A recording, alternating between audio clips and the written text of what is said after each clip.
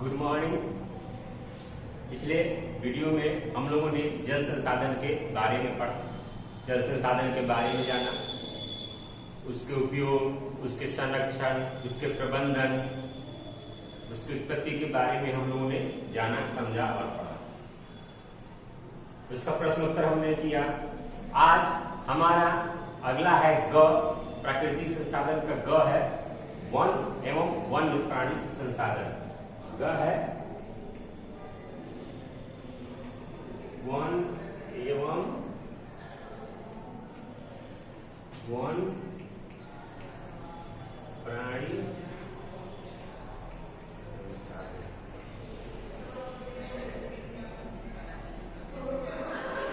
बच्चों, वन एवं वन्य प्राणी संसाधन, हम लोग वन यानी जंगल, वन के बारे में हम लोग सभी जानते हैं। हम लोग अपने घरों में या किताबों में, धार्मिक किताबों में हम लोगों ने वन के महत्व को जाना है, वन के बारे में समझा है। ऐसे हम लोग धार्मिक किताबों में पढ़ते हैं कि राम जी वनवास गए, वन में चले गए। हम लोग भी करते हैं कि महात्मा बुद्ध ने वनों में शिक्षा ग्रहण किया, वन चले गए। हम लोग ये भी सुनते हैं कि बड़े बड़े राजा महाराजा जो थे वो वन में शिकार खेलने जाते थे। तो वनों से हमारा बहुत ही पुराना लगाव है, रिश्ता है। और हम ये भी जानते हैं कि हमारे आदि मानव जो थे वो वनों में रहते थे, जंगलों में रहते थे। तो यानी हमारा जो पूरा जीवन है वो जंगलों से जुड़ा हुआ है। जंगल हमारे पूरे पारिस्थितिक तंत्र को, पूरे पर्यावरण को संतुलित रखने में महत्वपूर्ण सहायता करते हैं, यानी महत्वपूर्ण सहायक होते हैं। वन हमारे लिए प्राकृतिक संसाधन की एक ऐसी देन है जो हमारे जीवन के लिए बहुत ही उपयोगी है। हम जानते हैं वनों में बहुत सारी औषधियां पाई जाती हैं जो और कहीं नहीं पाई जाती। जैसे हम लोगों ने सुना है कैंसर नामक घातक बीमारी का जो दवा आता है, टेक्सोल नामक वृक्ष के छाल से उसका दवा बनाया जाता है, जो जंगलों में पाया जाता है, वनों में पाया जाता है। तो उसके बाद हम जानते हैं कि वनों में हमारे सारे जीव जंतु रहते हैं जो हमारे पारिस्थितिक तंत्र को संतुलित बनाए रखने के लिए बहुत ही महत्वपूर्ण है। जब आज का आविष्कार हुआ तो उस समय से लेकर आज तक जंगलों की लकड़ियों का बहुत ही दोहन किया गया।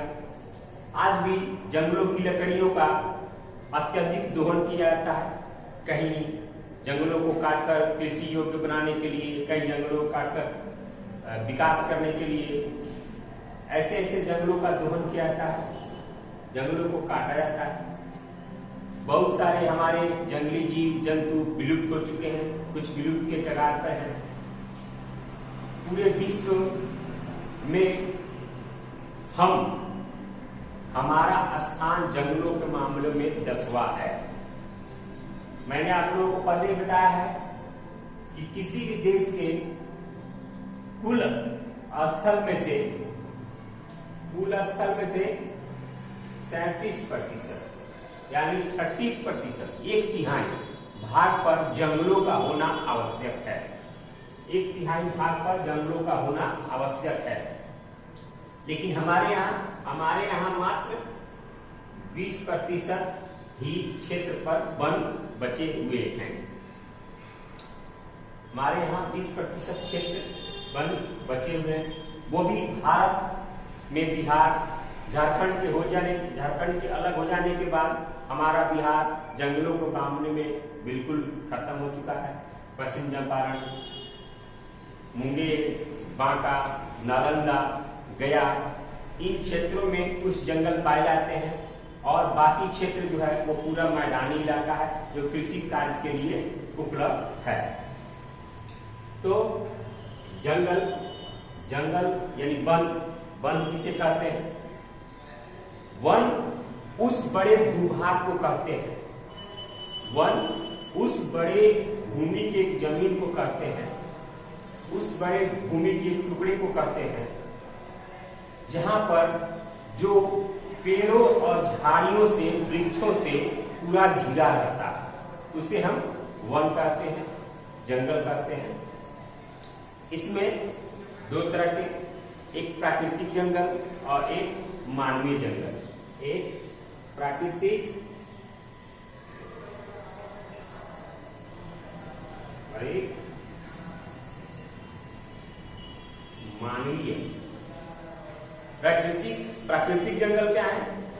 जो वृक्ष, जो पेड़ अपने आप उगते हैं, अपने आप जंगल का रूप ले लेते हैं, वो प्राकृतिक वन कहलाते हैं, प्राकृतिक वन।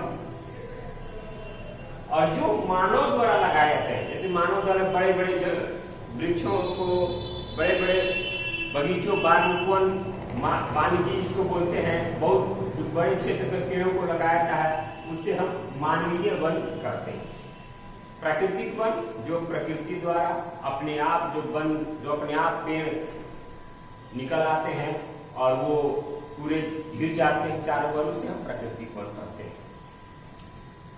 अब वनों में हम जानते हैं, वनों का निर्माण, एक पेड़ के निर्माण होने में, बड़े होने में बहुत सारा समय लग जाता है। वनों का निर्माण बहुत अत्यधिक समय लगता है, 10 वर्ष 20 वर्ष में पेड़ उगाते हैं। लेकिन हमारे लोगों द्वारा हमारे जनसंख्या जिस तरह बढ़ रही है, उस हिसाब से वनों का बहुत अत्यधिक दोहन किया गया है। बहुत जगह वनों को काट कर कृषि योग्य भूमि बना दिया गया है। उसके बाद वनों में बहुत अत्यधिक जानवरों का, वनों की महंगी लकड़ियों का, वनों की सबसे कीमती लकड़ियों का स्मगलिंग किया जाता है, उसको काट के चोरी छुपे बेचा जाता है अन्य देशों के लिए, अन्य राज्यों के लिए। तो ये हमारे वनों पे संकट उत्पन्न हो गया। अगला टॉपिक है वन और वन जीवों के संसाधनों के प्रकार और वितरण। वनों का वितरण, देखिए वनों के वितरण में भारत का पूरे विश्व में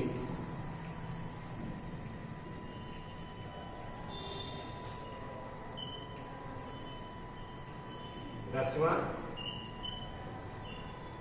स्थान है। भारत का पूरे विश्व में 10वां स्थान है। पूरे विश्व में यहाँ लगभग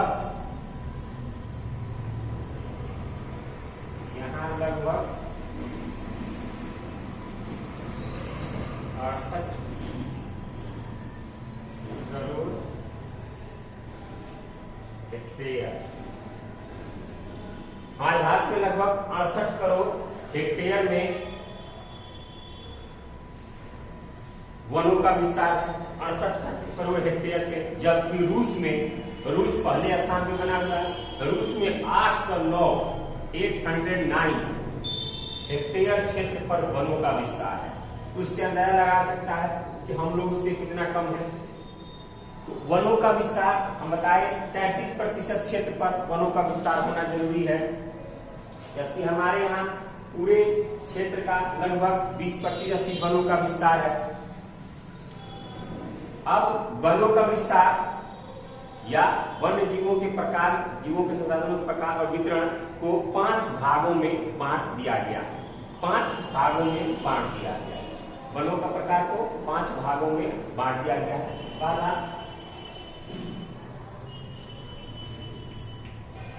वनों का वितरण, पहला वनों के वितरण को 5 भागों में बांट दिया गया है। अत्यंत सघन वन, अत्यंत सघन वन। आप लोग लिख पाएंगे नहीं, हम सुन के आप लोगों का इसका आंसर वीडियो में लिख सकते हैं। इसका आंसर आप लोग नोट्स में बना सकते हो। अत्यंत सघन वन किस प्रकार का? असम और सिक्किम को छोड़कर, हमारे भारत में असम और सिक्किम को छोड़कर पूरे पूर्वोत्तर भारत में, पूरे पूर्व उत्तर भारत में इस प्रकार के वन पाए जाते हैं। इस प्रकार के वन पाए जाते हैं। इनमें वनों का घनत्व, वृक्षों का घनत्व 75% होता है। 75% वृक्षों का घनत्व, यानी बहुत सटे सटे पेड़ होते हैं लगभग। अत्यंत सघन वन सिक्किम, असम को छोड़कर बाकी पूर्वोत्तर राज्यों में इस तरह के वन पाए जाते हैं। इसमें वृक्षों का घनत्व 75% होता है। दूसरा है सघन वन।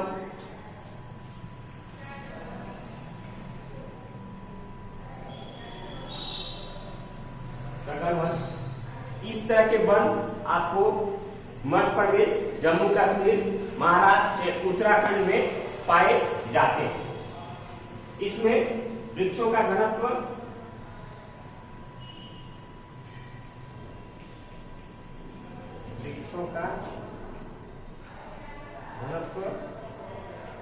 62.99% होता है। वृक्षों का घनत्व इसमें 62.9 होता है। अब हो गया तीसरा खुले वन।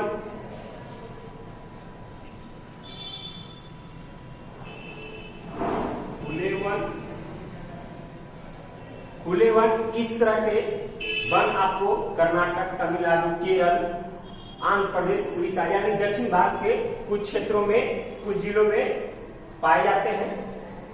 और इसमें वृक्षों का घनत्व 23.89% वृक्षों का घनत्व होता है।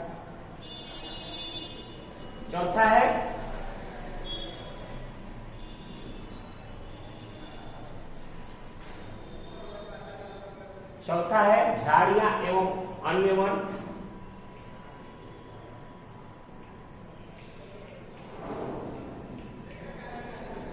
झाड़ियां एवं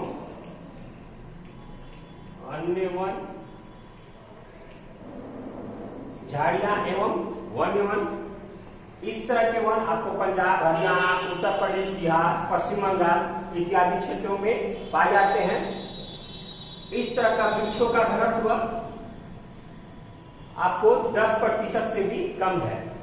इस प्रकार के वृक्षों का घनत्व, वृक्षों का घनत्व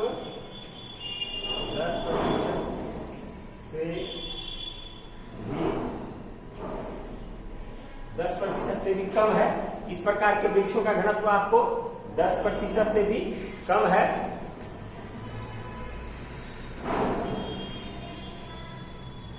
अगला पांचवा है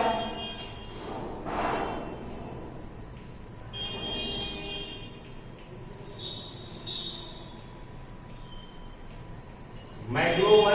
इस तरह के वन हम तटीय क्षेत्रों में देखते हैं या लगाए जाते हैं। जितने भी हमारे समुद्री इलाका है, समुद्री क्षेत्र है, समुद्री तटीय क्षेत्र है, उस तरह केरल हो गया, महाराष्ट्र हो गया, पश्चिम बंगाल हो गया, तमिलनाडु हो गया, इस तरह कर्नाटक को, इस तरह के क्षेत्रों में मैंग्रोव वन पाए जाते हैं। इसमें आपको मात्र 5% क्षेत्रों में ही, तटीय क्षेत्रों में ही मैंग्रोव वन पाए जाते हैं। अंडमान निकोबार द्वीप समूह में इसका सबसे अधिक फैलाव है, 95% तक अंडमान निकोबार द्वीप समूह में। यानी जितने भी हमारे समुद्र तटीय क्षेत्र हैं उसमें मैंग्रोव वन पाए जाते हैं। इसमें वृक्षों का घनत्व अधिक होता है, झाड़ियों का घनत्व अधिक होता है। इस तरह के मैंग्रोव वन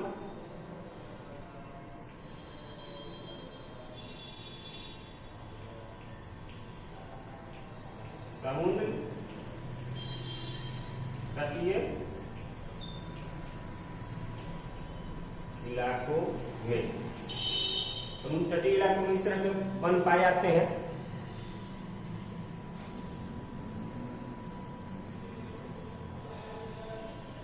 बिहार, झारखंड के अलग हो जाने के बाद बिहार में वनों की स्थिति बहुत ही दयनीय है। बिहार के अधिकांश वर्ष झारखंड में चले गए। यहाँ पर आप लोगों को पश्चिम चंपारण, जो वाल्मीकि नगर टाइगर रिजर्व जानते हैं हम, पश्चिम चंपारण, नालंदा, गया, मुंगेर, बांका, औरंगाबाद, इन क्षेत्रों में कुछ क्षेत्रों में वनों को पाया जाता है, जो कि ठीक है, लेकिन और बाकी पूरे बिहार को मैदानी इलाका देखा जाता है, जो कृषि कार्य के लिए सबसे अधिक यहाँ पर उपयोग किया जाता है। अब आगे आज के लिए इतना ही। अगले वीडियो में मैं आप लोगों को प्रशासकीय दृष्टि से वनों को किस वर्ग में रखा गया है, किस वर्ग में विभाजित किया गया है, उसको मैं पढ़ाऊंगा, लिखाऊंगा। आप लोग इतना लिखिए, बुक आप लोग रखिए, किताब का सहारा लीजिए। किताब का सहारा लेकर इस चैप्टर को, इस टॉपिक को आप लोग लिख सकते हैं, बना सकते हैं, नोट्स में पढ़ सकते हैं। अगला टॉपिक जो होता है प्रशासकीय दृष्टि से, यानी प्रशासन की दृष्टि से, सरकार के अनुशासन की दृष्टि से, प्रशासकीय दृष्टि से वनों को कितने वर्गों में रखा गया है, आगे की वीडियो में मैं आपको बताऊंगा। धन्यवाद।